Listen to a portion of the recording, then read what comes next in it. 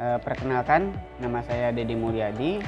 Saya penyuluh dari Desa Pringkasap, Kecamatan Pabuaran, Kabupaten Subang, Jawa Barat. Sekaligus pelaku usaha di bidang pertanian organik yang digeluti sejak tahun 2012.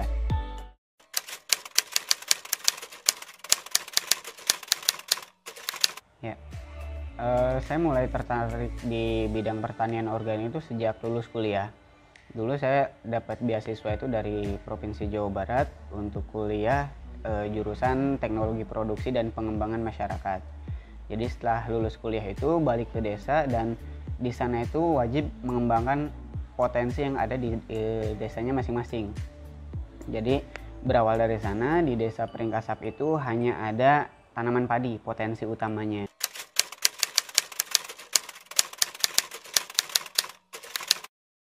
Ya, pengalamannya memang gampang-gampang susah ya di awal. Jadi di awal itu hanya 3 orang yang mau dan bersedia. Tapi mayoritas petani yang diajak mereka nggak mau, karena menganggap bahwa pertanian organik itu susah. Pertanian organik itu udah jadul gitu. Perlu penyuluhan, perlu pendampingan, perlu pembelajaran bersama supaya mereka memahami tujuannya kita melakukan ini itu apa.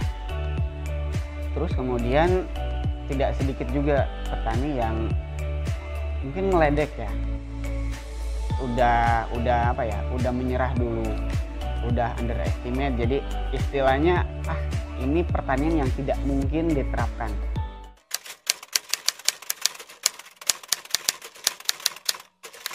Momen yang paling menguntungkan, yang paling berkesan bagi saya itu ketika ada sebuah impian harapan saya yang tidak sesuai dengan kenyataan.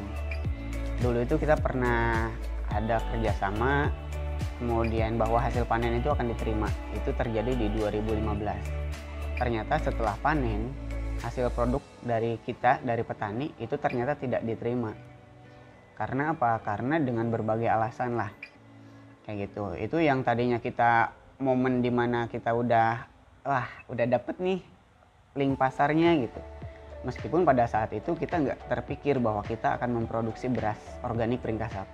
Jadi berawal dari kekecewaan itu, otomatis kan gabah itu udah ada di depan rumah nih. Gabah udah ada di depan rumah, terus kemudian petani sudah istilahnya sudah berharap banyak kayak gitu, sudah menunggu. Terus kemudian pas di hari H ternyata tidak ada yang beli, tidak jadi dibeli. Padahal itu di perjanjiannya itu akan dibeli. Nah, berawal dari sana otomatis kita mencari solusi bagaimana caranya supaya petani saya yang sudah saya bina dari 2012 sampai 2015 mereka tidak kecewa. Maka dari itu kita coba cari pasar ke Bandung, ke Jakarta, ke kota-kota besar dengan mempromosikan beras yang kita buat. Meskipun pada saat itu kemasan masih ala kadarnya, masih sangat sederhana. Itu kan ditolak terus tuh, Pak. Jadi udah 7 kali ganti kemasan, baru kemasan yang sekarang yang kemasan hijau baru ini bisa diterima oleh pasaran. Nah, jadi ketika kita udah menjual dalam bentuk ini, kita bisa tahu, oh ternyata potensi untuk beras organik itu sangat menjanjikan. Kenapa sangat menjanjikan? Karena kita bisa menjual beras ini tanpa ada aturan dari harga eceran tertinggi ya. Selama konsumen dengan produsen itu deal, itu bisa harganya seperti itu. Nah,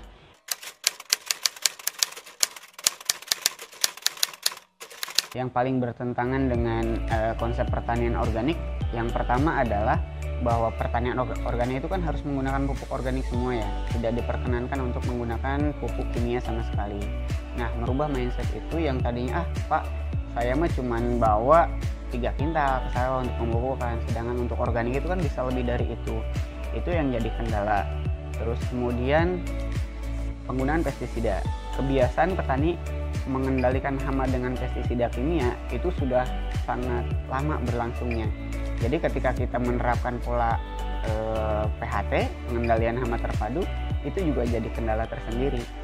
Gitu. Jadi istilahnya boro-boro organik, kimia juga nggak mempan. Sebenarnya kita ingin menjadikan petani itu sebagai raja ketika kita menerapkan pola pertanian organik. Karena apa? Karena pupuk itu disediakan oleh cacing, Kemudian pengendalian hama itu dikendalikan oleh predator, musuh alami.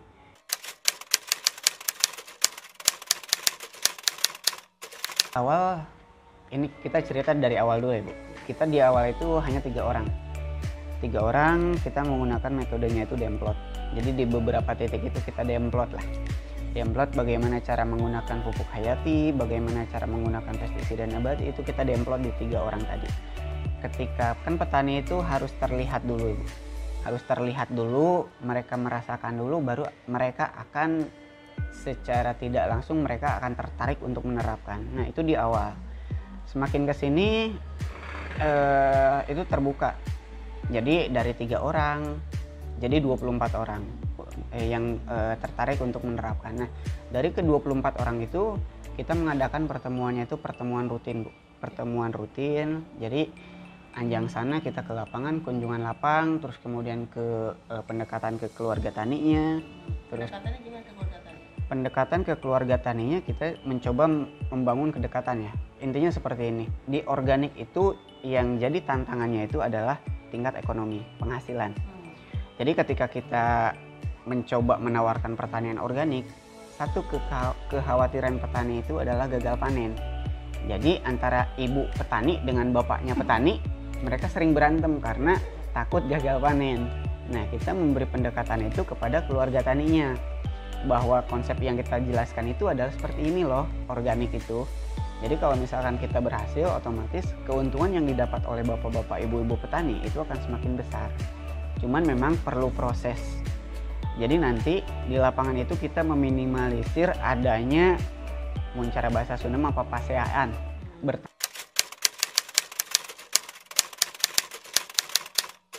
Pesan saya kepada rekan-rekan penyuluh yang lain, jadi yang harus kita kerjakan adalah berdasarkan potensi wilayah itu dulu. Jadi ketika kita dapat potensi wilayah, maka akan terbentuk goal setting. Tentukan dulu goal settingnya itu apa. Tingkat keberhasilan kita itu bisa disebut penyuluhan kita berhasil itu apa. Nah dari sana bisa menggunakan metode PRA ataupun metode lainnya, baru itu akan terwujud bagaimana nih caranya supaya kita bisa menghasilkan tujuan tadi. Jadi misalkan tadi yang saya terapkan di sini adalah potensinya adalah pertanian organik. Maka untuk menerapkan konsep itu perlu apa saja? Nah di sana pasti ada yang namanya penyuluhan. Terus kemudian kita harus membentuk satu lembaga. Lembaganya itu harus secara swadaya P4S, Pusat Pelatihan Pertanian Pedesaan Swadaya. Jadi petani-petani yang mau belajar tentang pertanian organik itu bisa istilahnya belajar di P4S tadi yang dikelola oleh penyuluh-penyuluh swadaya lainnya. Karena penyuluh itu bukan hanya diri kita pribadi, tapi kita bisa berhasil penyuluhan itu ketika kita bisa menciptakan penyuluh-penyuluh swadaya di lapangan. Jadi ketika kita bisa mengakomodir keperluan dari penyuluh swadaya tersebut, Pak, teknologinya ini. Jadi nanti yang menyebarluaskan itu bukan hanya diri kita pribadi, tapi penyuluh-penyuluh swadaya itu yang menerapkan teknik-teknik produksi dan budidaya ataupun teknologi lainnya. Pertanian organik, masa depan pertanian Indonesia.